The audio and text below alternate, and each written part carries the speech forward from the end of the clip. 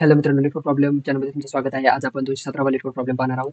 Contains duplicates one elements in occur in multiple times, then we will be return false, and only one times in occur, then we will be trues. Contains duplicates at least 2 आल्यावर return false करायचं आहे आणि elements singles बार असेल तर true करायचं आहे. तर चला, नम्स कॅरी दिलेला आहे, 1 1 डबल आलेला आहे, then we will be true. Duplicates occur आहे म्हणून true, then we will be duplicates, then we will be false. 1 1 1 double आलेला आहे, then we will be true, another is false.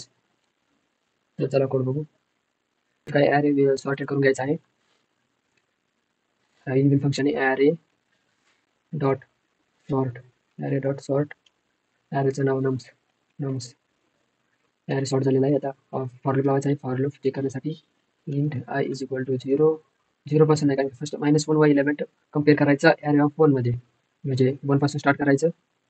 I is greater than nums dot length I plus plus. मग काय करायचं, check करायचं if जर nums of i -1 is equal to nums of i असेल तर return true करायचं, true. कारण की element duplicate are present, then we will be true. आर नसेल तर रिटर्न काय करायचं, फॉल्स. Return false.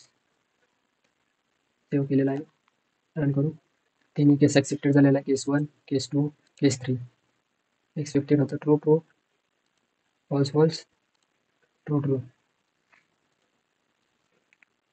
85.94 मीटर झालेला आहे.